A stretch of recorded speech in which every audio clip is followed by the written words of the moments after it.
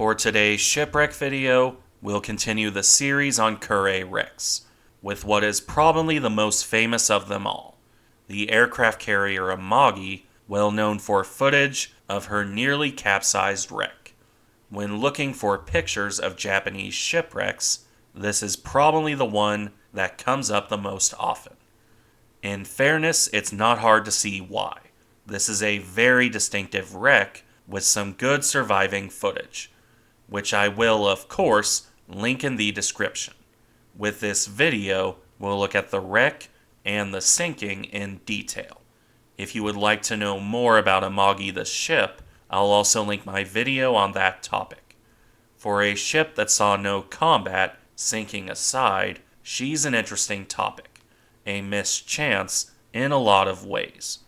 In any case, let's get into it, beginning with the sinking.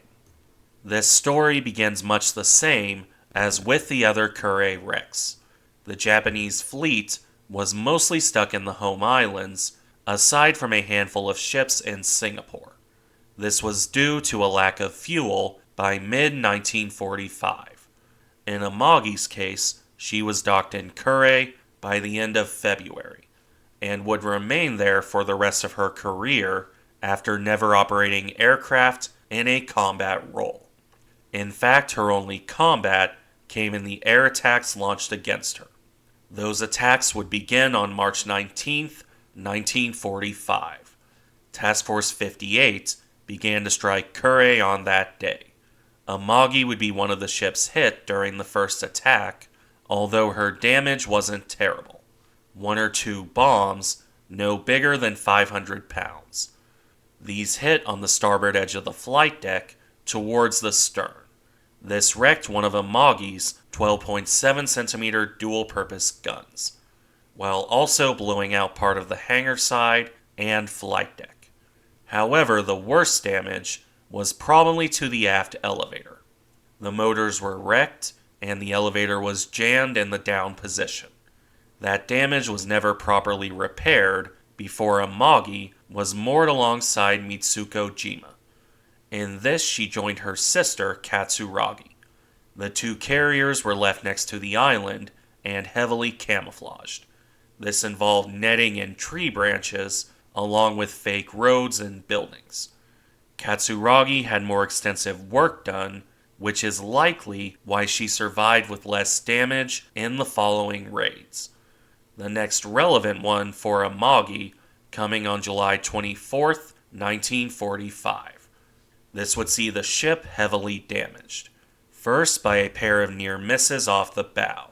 This blasted a hole in the side and flooded the forward bomb magazine. Soon after, another pair of bombs hit the ship directly. A 500-pound bomb near the number 2 funnel. This damaged the funnel and blew another hole in the side. The second bomb, a 2,000-pound weapon, did much more damage. It struck between the 2 elevators before detonating against the upper hangar deck. This blew out the hangar walls and wrecked much of the flight deck. A large section between the 2 elevators was flat out gone. Not to mention the damage to the hangar, which extended into the lower decks. Between that damage and near misses, the ship began to flood badly. This flooding would cause the commanding officer to order the ship abandoned over protests by the engineers. While Amagi was low in the water, the ship was still afloat by the end of the day, as you can see quite clearly here in this interesting picture. You can also see where the front flight deck caved in, and the mock house still in place on the stern. This was her condition going into the final raid. That would come on the 28th of July. Near misses to port produced the worst damage. They opened more of the ship to the water. A severe port list developed, made worse by water poured into the ship to fight fires, and the damage to the flight deck. Amagi would eventually roll over onto her port side. By July 29, 1945, the ship was on the bottom at an angle of 70 degrees. The exact number of crew lost isn't clear, but Combined Fleet notes it as light losses. The wrecked carrier would then be left in place. She wasn't raised until November of 1946. Even then, it was just the beginning of a lengthy process. This involved patching the damage before refloating the ship, in addition to removing the hangar and the flight deck. This process would last until July 1947, when the remaining hull was refloated. Amagi was off the bottom on July 31st and towed off for scrapping on August 30th, 1947. Now, with that lengthy tale done, let's turn to the wreck. We'll begin with one of the more interesting photos I've found, and one that isn't seen often. A wide-angle shot of the island and the two fleet carriers. Here you have Katsuragi in the background. This ship was damaged as well, as you can see here. But compared to Amagi, it's really not much. Amagi's angle is very notable here, as well as the damage. You can see the busted aft elevator. Here. A large gap in the flight deck that let in more water. However, it was nowhere near as bad as the hole from the bomb hit. You can't see a lot of it because it's mostly underwater, but you can see enough. Most of the flight deck is missing here, and the hangar side is blown out next to the funnels. Flight deck damage isn't uncommon on carriers, but the hangar being blown out like this, that you don't see very often. There's not much else to know with this picture, however, other than how close to shore the wreck is. If Aoba was the closest to shore of the gunships, Amagi is the closest wreck in general. You don't normally see it in such striking detail. It's part of why I like this picture. The final note I'll make is that you can see the empty mounting points for her anti-aircraft battery. Those gun tubs further demonstrate how severe the list is. Moving on, the next picture is very similar, in that it's a view from an aircraft looking down on the wreck. This one looks forward from the stern instead of from the side. It's unfortunately a bit too far out to make out much detail. You can see the elevator, some of the damage, and the superstructure, along with the gun tubs, but not very well. What this image does do well, on the other hand, is help demonstrate how far Amagi has sunk. The bow is completely underwater, almost as far back as the island. Because of this, the stern is almost high and dry, at least the stern flight deck. The water isn't deep here, but Amagi has slid down to the deeper water on her bow. When you look at the same picture from closer in and colorized, an interesting detail jumps out. One that wasn't easy to see on the previous two pictures. And that's where the hangar deck was blown out next to the aft elevator. The damage is very visible here. That would likely be the bomb hit from March 19th, 1945, or at least further damage in the same area. Either way, the other notable parts here come with the gun tubs, fire damage, and water level. The gun tubs, of course, are easier to see, complete with the empty mountings for the weaponry. Fire damage, meanwhile, is very apparent in the amidships damage, and the water level is relevant for this picture in how it's lapping at the aft elevator. A good example of why the upper deck had to be blasted off before the wreck could be refloated. And a good point to move on. First, to a brief look at another shot from the same angle, one in black and white and a bit closer in. What I like about this one is how it shows the closeness to shore. Amagi is basically on the shoreline. Beyond that, however, there's not much that we haven't seen already. So let's move to the next one.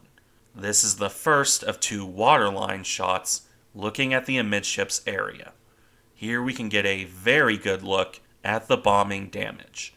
Admittedly, like I said, most of it is underwater, but from here we can still see the missing hangar wall, exposing the parts of the funnels that would normally be hidden behind steel. Not something you see often. Another thing you don't see often is a bit further back, that being the buckled flight deck here. This is pretty badly damaged, as you can see, although much of it is either submerged or out of focus. The same can't be said for the island's superstructure, which is front and center. Interestingly, despite the damage right astern, the island is mostly fine, as are the gun tubs, both those in front of the island and those behind the damage. Unfortunately, past that, everything is underwater. You can only see a sliver of the forward elevator, for example. Everything else is submerged. Something just as apparent in the next picture. This is looking at the same area from the stern forward. The notable thing here is a closer look at the amidships damage. The funnels are the main subject, of course, as is damage to the hangar wall here, which is mostly framework with the interior plating gone. The other notable part to this image is the better look at the island's superstructure, which further demonstrates how intact it is, as well as how high the water level is ahead of it. Something even more visible in the next shot. We have a good look at the ship from the bow, where we can see barely anything above the water ahead of the island, which, on that note, is in full focus here. The bridge is visible, although it's far enough away that we can't see inside, which the next picture rectifies to some extent, because this is right up on the bow, looking up at the ship. What this gives us is an intact island and bridge that doesn't have any visible damage. Maybe fire damage, but the structure is all there. This image also shows us the starboard side for the first time. This area is high and dry, as Amagi rests on her port side. I think this does a good job of demonstrating what a 70-degree list looks like. The other thing to note is the water line here. Not the ship's water line, but the line where the water is. This is a good marker of high tide on the wreck, though you'll see that better later on. First, let's look at the equivalent picture of the stern. There's not much to note here because we can only see the stern and the flight deck. That doesn't mean it isn't interesting. I can't think of any other good look at the stern of an Unryu-class carrier, even if half of it is underwater. And it also shows the damage at the aft elevator, although it's out of focus. But without much else to see, let's look at the last couple pictures. First, a good look at the starboard side. Details are sparse, but that's not a bad thing. The two most distinctive parts are right in frame. First, the bow. If the port side looks didn't do it good enough, this really shows how deep it is. Right up to the base of the gun tubs, right in front of the bridge. Probably a good third of the ship is completely submerged. Meanwhile, the other thing to look at in this picture is the stern, where you can see one of the props or screws above water, along with much of the hull bottom. You can tell it's the bottom from the paint, much more apparent here in color. This picture's notable features, aside from being in color, all come at the waterline, where you can see high tide very clearly marked. The black streak rising up the hull. This is clearly at low tide, and the black line shows how deep the high tide really is, while the bilge keel and the two props show how much the ship has rolled over. That said, we've reached the end of the video, with this look in June 1946 at the earliest stages of the salvage, when scaffolding was being built and materials gathered. It's an interesting look to be sure, but also the only one I've found of the actual salvage process, for better or worse. In the end, Amagi is an interesting wreck, just like the other shipwrecks. Thank you for watching. Remember to like, comment, and subscribe if you enjoy the content, and I'll see you in the next one.